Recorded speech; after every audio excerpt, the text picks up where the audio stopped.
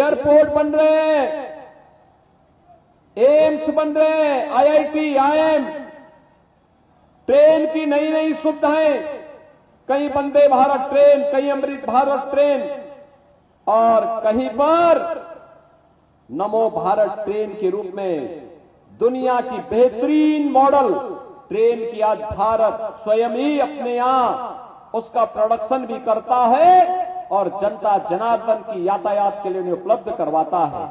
हर घर नल के माध्यम से हर घर तक पाइप पेयजल की स्कीम और नल में शुद्ध पानी उपलब्ध करा करके लोगों को आरोग्यता की ओर अग्रसर किया जा रहा है। गरीबों के लिए भी ढेर सारी योजनाएं 10 वर्ष में आपने देखी होंगी।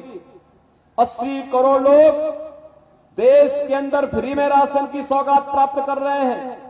मैं कहना चाहता हूं उन लोगों से जो पाकिस्तान का राग अलापते हैं, अरे थोड़ा सोचो, एक भारत है मोदी जी के नेतृत्व में 80 करोड़ लोगों को फ्री में राशन दे रहा है, और दूसरी तरफ पाकिस्तान है, कुल आबादी 23 करोड़ लोग भूख से बिलखते हुए दिखाई देते हैं।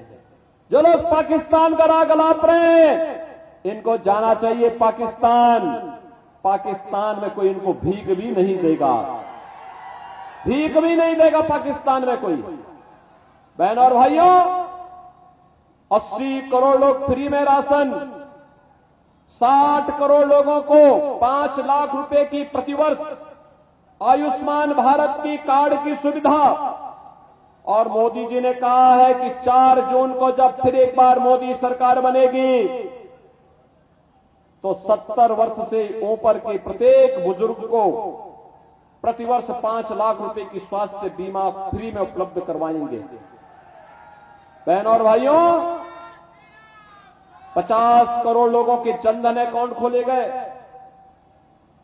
देश के अंदर 12 करोड़ किसानों को किसान सम्मान निधि का लाभ प्राप्त हो रहा है। 12 करोड़ गरीबों के घर में शौचालय बन गए हैं। 10 करोड़ गरीबों के लिए उज्ज्वला योजना का कनेक्शन, और उत्तर प्रदेश में तो हमने व्यवस्था की है कि होली और दीपावली के अवसर पर एक भरा हुआ सिलेंडर इन परिवारों को फ्री में उपलब्ध करवाने का काम करेंगे। बहनों और भाइयों, 4 करोड़ गरीबों के मकान बन गए, और मैं आपको इस बात के लिए कह रहा हूं, आप आश्वस्त करिए 4 जून को जब मोदी जी तीसरी बार प्रधानमंत्री बनेंगे तो जितने गरीब होंगे, जिनके पास कच्चे मकान होंगे, खपड़े के मकान होंगे या झोपड़ी होगी, या जिनको आवास नहीं मिल पाया है, गरीब हैं, गरीबी रेखा से नीचे जीवन यापन करते हैं, उन लोगों को एक आवास उपलब्ध करवाने का कार्य भारतीय जनता पार्टी की सरकार करेगी। एक तरफ सम्मान भी है, सुरक्षा भी है, और बहनों और भाइयों, साथ साथ विकास भी है और गरीबों का कल्याण भी है। और अयोध्या धाम में भगवान राम का भव्य मंदिर के निर्माण का काम भी है। आप में से कितने लोग अयोध्या गए हैं इधर? मैं यहां की विधायक केतकी सिंह से कहूंगा कि चुनाव के बाद एक बार बांसुरी के लोगों को ले जाकर के अयोध्या धाम का दर्शन जरूर करवा दें। बहनों और भाइयों, आप मुझे बताओ, क्या अयोध्या में भगवान राम का मंदिर क्या एक कांग्रेस और समाजवादी पार्टी के लोग करा पाते क्या?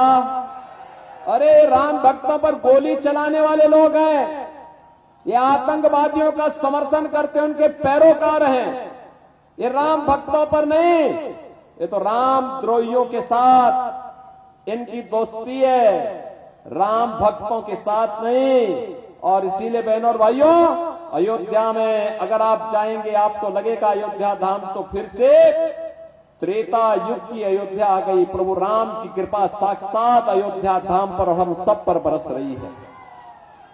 ये सभी काम केवल भारतीय जनता पार्टी कर सकती है, लेकिन दूसरी तरफ कांग्रेस और समाजवादी पार्टी का जो गठबंधन है, बहनों और भाइयों, ये गठबंधन कहता है मिलकर के लड़ेंगे, चुनाव जीतेंगे तो मिलकर के लूटेंगे, और चुनाव हारेंगे तो 4 जून को फिर से टूटेंगे। आप देखना 4 जून को फिर इनकी दोस्ती खंड खंड में विभक्त हो जाएगी। ये केवल स्वार्थ के लिए लड़ रहे हैं, स्वार्थ के लिए मिलकर के लड़ रहे हैं। इन प्रकार सत्ता प्राप्त करने के लिए झूठ का सहारा ले रहे हैं। आज ये कह रहे हैं, झूठ बोलते हैं, कितना मनगढ़ंत तो सत्य बोलते हैं। कहते हैं कि बीजेपी अगर सत्ता में आ जाएगी तो संविधान बदल देगी। अरे संविधान का तो सबसे ज्यादा सम्मान भारतीय जनता पार्टी करती है।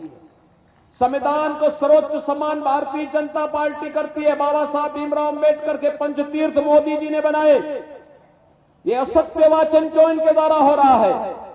केवल इसलिए जिनसे जनता जनार्दन को आपस में बांटा जा सके, विकास के मुद्दे से ध्यान हटाया जा सके, गरीब कल्याणकारी मुद्दों से ध्यान हटाया जा सके, सुरक्षा जैसे मुद्दों से ध्यान हटाया जा सके और गरीबों के उत्थान के लिए मोदी जी के नेतृत्व में जो काम हो रहा है इससे ध्यान हटाया जा सके।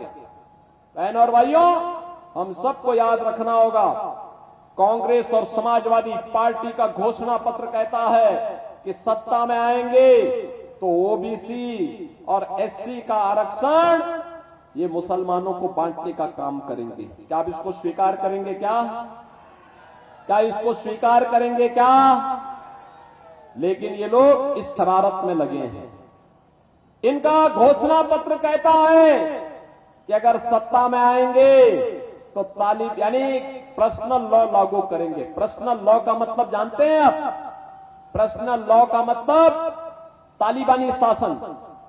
बेटी स्कूल नहीं जा पाएगी, महिलाएं बाजार नहीं जा पाएंगी, महिलाएं घर के बाहर नहीं निकल पाएंगी, बुर्का पहन करके घर के अंदर दुबकना पड़ेगा।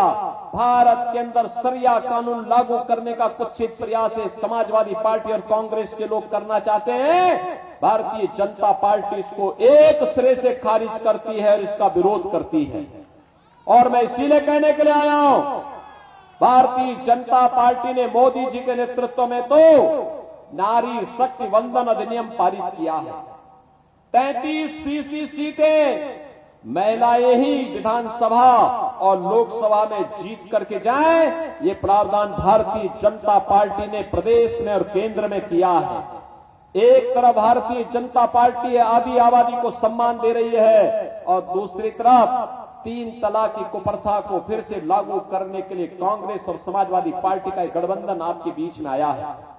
बहनों और भाइयों, एक खतरनाक बात है और कहते हैं अपने घोषणा पत्र में कांग्रेस और समाजवादी पार्टी के लोग कहते हैं सत्ता में आए तो अल्पसंख्यकों की रुचि के अनुसार खान पान की स्वतंत्रता उनको देंगे। बहनों और भाइयों, मैं पूछना चाहता हूं, बहुत संख्यक और अल्पसंख्यकों का खान पान कहां अलग है? अरे जो आप खाते होंगे वही वो भी खा सकते हैं। आप रोटी खाते होंगे, चावल खाते होंगे, सतुआ खाते होंगे, बाटी चोखा खाते होंगे, यही वो भी खा सकता है। लेकिन बहनों और भाइयों, एक जगह में आके ठहराव होता है।